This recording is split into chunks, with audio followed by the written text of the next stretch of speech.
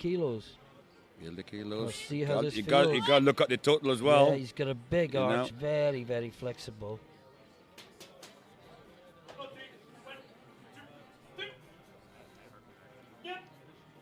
Yeah, nice. Gets the command. Squeeze. Drive hard. Oh, yes.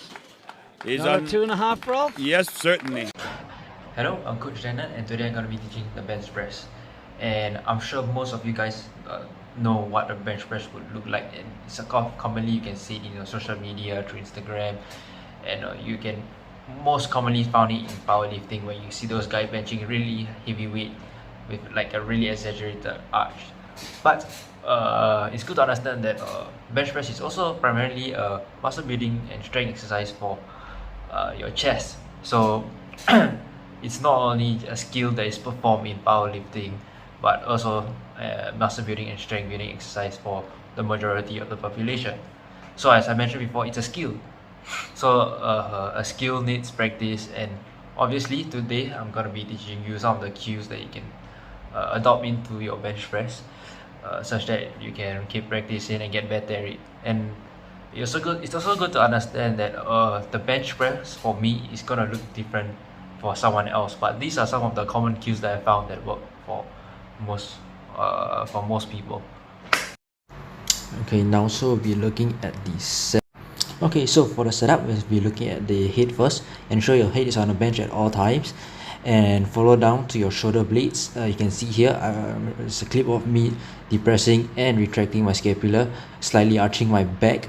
And I actually did some research on arching of the back. I know there's some bad stigma around arching your back, or it makes unhealthy or everything, but here are some studies to show that why you should actually arch your back. And one good reason is actually shoulder stability, right? If it's gonna be a lot harder to bench while being stable if you keep a flat back on the bench itself.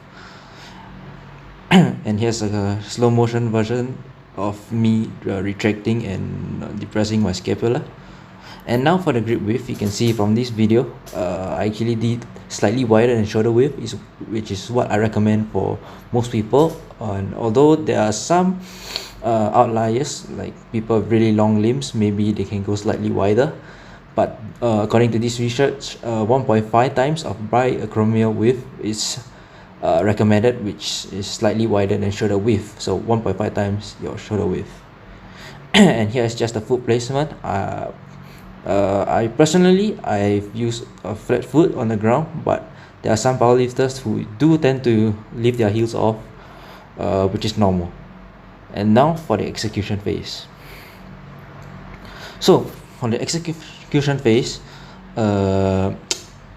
you most likely want to set up the way that I mentioned before, and instead of pressing directly down to your chest or neck, you actually want to press down to your sternum, such that the bar path actually travels a curved path. For better representation, here's a side view to see how it actually looks like.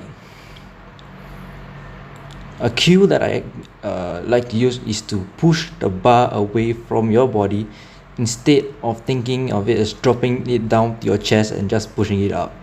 And here's a bit of drawing illustration to show the correct and the right bar path and the wrong bar path.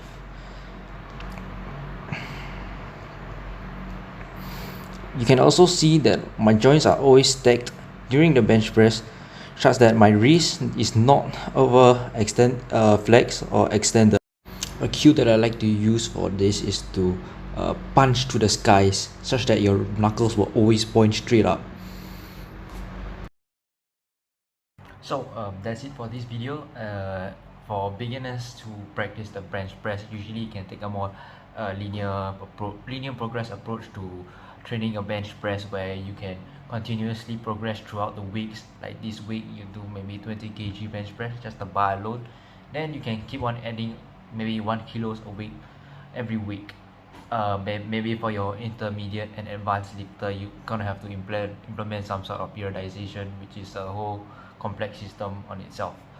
And some safety reasons to take note is, try to have a spotter when you're benching especially heavy weights lah.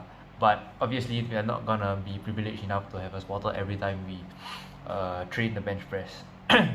So if you do train alone, I recommend taking off the safety clips actually, such that when you when the bar does get stuck on your chest, you can actually dump off the weight. If you were to put the clips, the weight is gonna be stuck on your chest and you can't dump it out. And also, the best prevention method to injuries on the bench press is to not ego lift and try to control the weights as you do it. Big weights that you can reasonably do with proper technique. And for beginners, please do not try to lift heavy weights, as it's important that you get the form down first before trying to lift heavy weights. Yep, so that's it for this video. Thank you very much for watching.